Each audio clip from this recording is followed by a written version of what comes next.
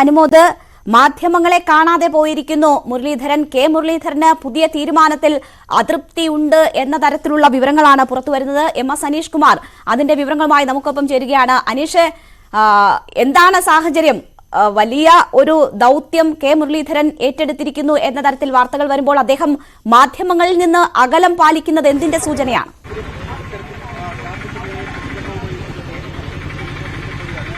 തീർച്ചയായും ഈ ഹൈക്കമാൻഡിന്റെ പുതിയ തീരുമാനം അക്ഷരാർത്ഥത്തിൽ വടകരയെ പൊട്ടിത്തെറിയിലേക്ക് നയിക്കുന്നു എന്ന് തന്നെ പറയാം. നമ്മളിപ്പോൾ നിൽക്കുന്നത് കോഴിക്കോട്ടെ കെ മുരളീധരന്റെ ജ്യോതിസ് എന്ന വീട്ടിലാണ്.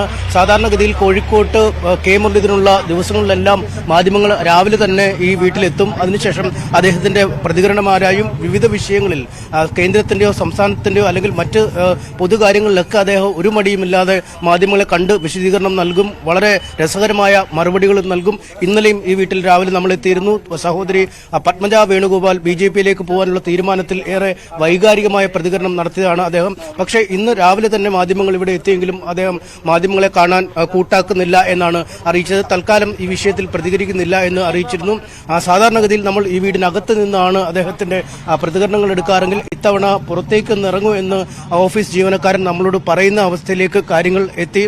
അതായത് അദ്ദേഹം ഇറങ്ങി വരുമ്പോൾ വെറുതെ അദ്ദേഹത്തിന്റെ മുഖം കാണിക്കേണ്ടതില്ലല്ലോ എന്ന രീതിയിലേക്ക് പോലും കാര്യങ്ങൾ നീങ്ങിയിരിക്കുന്നു. അദ്ദേഹത്തിന് കടുത്ത അതൃപ്തി ഈ പുതിയ തീരുമാനത്തിൽ ഉണ്ട് എന്നാണ് നമുക്ക് അദ്ദേഹത്തോട് അടുത്ത വൃത്തങ്ങളിൽ നിന്നും മനസ്സിലാക്കാൻ കഴിയുന്നത്. കാരണം വടകരയിൽ ഔദ്യോഗികമായി സ്ഥാനാർത്ഥിയെ പ്രഖ്യാപിച്ചില്ലെങ്കിൽ പോലും അദ്ദേഹം വളരെ വലിയ രീതിയിൽ മുന്നോട്ട് പ്രചരണവുമായി പോവുകയായിരുന്നു. പ്രത്യേകിച്ചും ശൈലജ ടീച്ചറെ പോലൊരു എതിരാളി വന്നതോടുകൂടി മത്സരം കടുത്തു നിൽക്കുന്ന അവസ്ഥയാണ് വടകരയിൽ ഉണ്ടായിരുന്നത്. അതുകൊണ്ട് തന്നെ വളരെ അധികം ജോലികൾ ഇതിനകം മുന്നോട്ട് പോയിക്കൊണ്ടിരുന്നു. ഒപ്പം ഈ അദ്ദേഹം മാത്രമല്ല, RMP പോലെയുള്ള വടകരയിൽ ഗണ്യമായ സ്വാധീനമുള്ള ഘടകകക്ഷിക്കും ഈ തീരുമാനത്തിൽ വലിയ എതിർപ്പാണ്. കഴിഞ്ഞ തവണ അദ്ദേഹം എത്തിയതുകൊണ്ടാണ് ആ സീറ്റ് കൃത്യമായി നേടാൻ കഴിഞ്ഞത്. ഇത്രയധികം വലിയൊരു സ്ഥാനാർത്ഥിയെ ഇടാൻ ഇനി വടകരയിൽ ഇല്ല എന്നൊരു വിലയിരുത്തൽ തന്നെയാണ് RMP പോലുള്ള പാർട്ടികളെ സംബന്ധിച്ചിടത്തോളം. എന്തായാലും അവരൊക്കെ എതിർപ്പ് ഔദ്യോഗികമായി തന്നെ അറിയിക്കുമെന്നാണ് മനസ്സിലാക്കാൻ കഴിയുന്നത്. എന്തായാലും ഔദ്യോഗികമായ പ്രഖ്യാപനം സ്ഥാനാർത്ഥി നിർണയവുമായി വരട്ടെ, അതിനുശേഷം പ്രതികരണം ഉള്ളൂ എന്നാണ് മുരളീധരൻ പറഞ്ഞത്. ഇന്നലെ തന്നെ ചില നാടകീയ സംഭവങ്ങൾ നടന്നപ്പോൾ, പ്രത്യേകിച്ചും പത്മജ വേണുഗോപാൽ ഈ BJPയിലേക്ക് പോയപ്പോൾ ധാർമ്മികമായ ഉത്തരവാദിത്തം ഏറ്റെടുത്ത് അല്ലെങ്കിൽ താൻ എങ്ങനെ ഇനി ജനങ്ങളെ അഭിമുഖീകരിക്കും അല്ലെങ്കിൽ എങ്ങനെ പാർട്ടി നിലപാടുകൾ പറയും എന്ന രീതിയിൽ കണക്കിലെടുത്ത് മത്സരരംഗത്ത് നിന്ന് പിന്മാറുന്നതിനുള്ള ആലോചന പോലും കെ മുരളീധരൻ നടത്തിയിരുന്നു എന്നാണ് അദ്ദേഹവുമായി ഏറ്റവും അടുത്ത വൃത്തങ്ങൾ നമ്മോട് പറഞ്ഞത്. അത്തരത്തിലെ സാധ്യതകൾ പോലും ചിന്തിക്കുന്നതിനിടെയാണ് ഈ വടകരയിൽ നിന്നും മത്സരം മാറി തൃശ്ശൂരിലേക്ക് പോകുന്നത്. തൃശ്ശൂരിൽ ഒരുപക്ഷെ കോൺഗ്രസിന് ഇപ്പോൾ നിലവിൽ രംഗത്തിറക്കാൻ പറ്റിയ ഏറ്റവും വലിയ സ്ഥാനാർത്ഥി, ഏറ്റവും കരുത്തനായ സ്ഥാനാർത്ഥി കെ മുരളീധരൻ തന്നെയാണ്. പക്ഷേ വടകരയെ അത് അക്ഷരാർത്ഥത്തിൽ പ്രതിസന്ധിയിലാക്കും എന്നാണ് ഈ UDFന്റെ കോഴിക്കോട് ജില്ലയിലെ പല ആളുകളോട് സംസാരിച്ചപ്പോഴും പറയുന്നത്. കാരണം കേരളത്തിലെ മറ്റു മണ്ഡലങ്ങളിലുപരി ഒരു പ്രസ്റ്റീജ് പോരാട്ടം നടക്കുന്ന മണ്ഡലമാണ്. TP ചന്ദ്രശേഖരൻ വധം പോലെയുള്ള വലിയ വിഷയങ്ങൾ ചർച്ച ചെയ്യുന്ന ഇടമാണ് വടകര.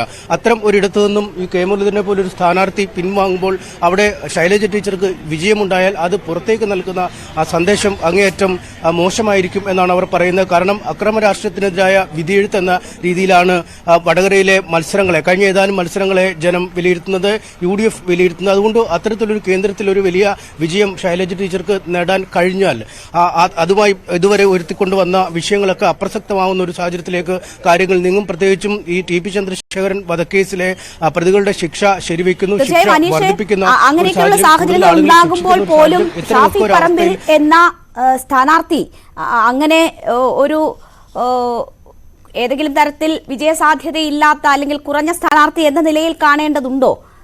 MLA എന്ന നിലയിലുള്ള പെർഫോമൻസ് ഉണ്ട്, ഒപ്പം തന്നെ സാമുദായിക സമവാക്യങ്ങൾ ഒക്കെ കൂടി ചേർന്ന ഒരു സ്ഥാനാർത്ഥിയാണ് അവിടേക്ക് വരുന്നത്.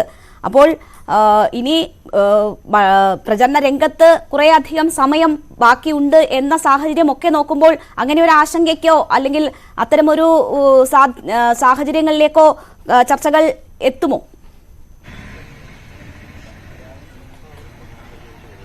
തീർച്ചയായും പരസ്യമായി ഇത്തരം പ്രതികരണങ്ങൾ പറയുന്നില്ലെങ്കിലും ഈ കെ മുരളീധരന്റെ പോലെ കരുത്തുള്ള, അതായത് കേരളത്തിലെ ഒന്നാം നിരയിൽ നിർത്താൻ കഴിയുന്ന ഒരു നേതാവ് തന്നെയാണ് കഴിഞ്ഞ ദിവസം വടകര കോട്ട പിടിച്ചെടുത്തത്. അവിടെ ഇപ്പോൾ KK ശൈലജ പ്രചാരണത്തിൽ ഒരുപാട് മുന്നോട്ട് പോയ ഒരു സാഹചര്യമുണ്ട്. ഏതാണ്ട് മണ്ഡലത്തിലെ എല്ലാ ഇടങ്ങളിലും അവർ പ്രചരണം നടത്തി കഴിഞ്ഞിരിക്കുന്നു. ഒപ്പം കെ മുരളീധരനും സ്ഥാനാർത്ഥിയായെന്ന രീതിയിലില്ലെങ്കിൽ പോലും വലിയ തോതിൽ അവിടെ പ്രചരണം നടത്തി കഴിഞ്ഞ ഒരു സാഹചര്യമുണ്ട്. ഒരു ആശയക്കുഴപ്പം വോട്ടർമാരിൽ എത്തിക്കുമെന്നാണ് അവർ കരുതുന്നത്. ഉണ്ട്. എന്തായാലും UDF അങ്ങനെ ഒരു തീരുമാനമെടുത്താൽ പരസ്യമായ ഒരു കലാപത്തിലേക്കൊന്നും വടകരയിൽ നീങ്ങാൻ സാധ്യത ഉണ്ട് എന്ന് കരുതാൻ കഴിയില്ല. കാരണം ഈ പത്മജ പോയ ഒരു ശൂന്യത തൃശ്ശൂരിലുണ്ട്.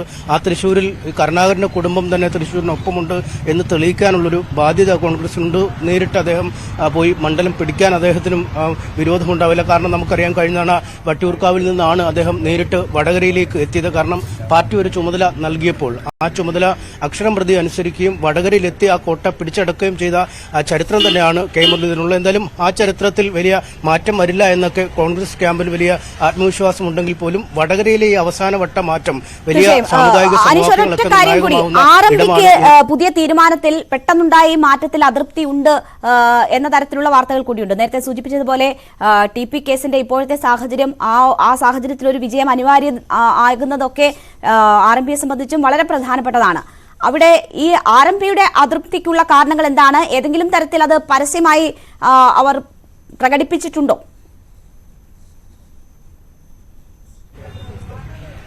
പരസ്യമായ ഒരു പ്രതികരണത്തിലേക്ക് അവർ വന്നിട്ടില്ല. നമുക്ക് അതിന്റെ പ്രധാന നേതാക്കളെ ലഭ്യമല്ലെങ്കിലും RMPയുമായി ബന്ധപ്പെട്ട നേതാക്കളുണ്ട്. അവരുമായി സംസാരിച്ചപ്പോഴാണ് ഇത്തരമൊരു മാറ്റം, ഒരു ആശയക്കുഴപ്പം ഒരുപക്ഷെ വോട്ടർമാരിൽ ഉണ്ടാക്കാൻ സാധ്യതയുണ്ടെന്ന ഒരു വിലയിരുത്തൽ വന്നിരിക്കുന്നത്. പക്ഷേ ആ കാര്യങ്ങളൊക്കെ നേതൃത്വങ്ങൾ തമ്മിൽ പറഞ്ഞ് ധാരണയാക്കും എന്നാണ് മനസ്സിലാക്കാൻ കഴിയുന്നത്. ഷാഫി പറമ്പിൽ ഒട്ടും ഒരു താഴ്ന്ന സ്ഥാനാർത്ഥിയല്ല, അല്ലെങ്കിൽ ഒന്നാം നിരയിലുള്ള സ്ഥാനാർത്ഥി അല്ല എന്ന ആ വിലയിരുത്തലൊന്നും അവർക്കില്ല. പക്ഷേ ഒരു തെരഞ്ഞെടുപ്പ് ഏതാണ്ട് ഒരു ചൂടുപിടിച്ച അവസ്ഥയിലേക്ക് എത്തുമ്പോൾ ഉണ്ടാകുന്ന മാറ്റങ്ങൾ, ആ മാറ്റത്തിനുണ്ടാകുന്ന ആശയക്കുഴപ്പം ഈ പല നേതാക്കളും ഇപ്പോൾ കെ മുരളീധരന്റെ വീട്ടിലേക്ക് പോകുന്ന കാഴ്ചയാണ് കാണാൻ കഴിയുന്നത്. കാരണം വളരെ പെട്ടെന്ന് നടക്കുന്ന ഒരു വാർത്തയായി വേണമെങ്കിൽ ഇതിനെ അവർക്ക് വിശേഷിപ്പിക്കാം. കോഴിക്കോട് ജില്ലയിലെ രാഷ്ട്രീയത്തിൽ തിളങ്ങിയ, സംസ്ഥാന രാഷ്ട്രീയത്തിൽ തിളങ്ങിയ, കോഴിക്കോട് തട്ടകമാക്കി ഇപ്പോൾ പ്രവർത്തിച്ചു വന്നിരുന്ന വടകരയുടെ MP വളരെ പെട്ടെന്ന് മാറുന്നു എന്ന ഒരു ആശയക്കുഴപ്പമുണ്ടായപ്പോൾ പ്രവർത്തകർ മുരളീധരന്റെ വസതിയിലേക്ക് പോകുന്ന കാഴ്ച കാണാൻ കഴിയുന്നു. സാധാരണഗതിയിൽ അദ്ദേഹം രാവിലെ ഇവിടെ നിന്ന് ഇറങ്ങിയാണ് വടകരയ്ക്കൊക്കെ പോകാറുണ്ട്.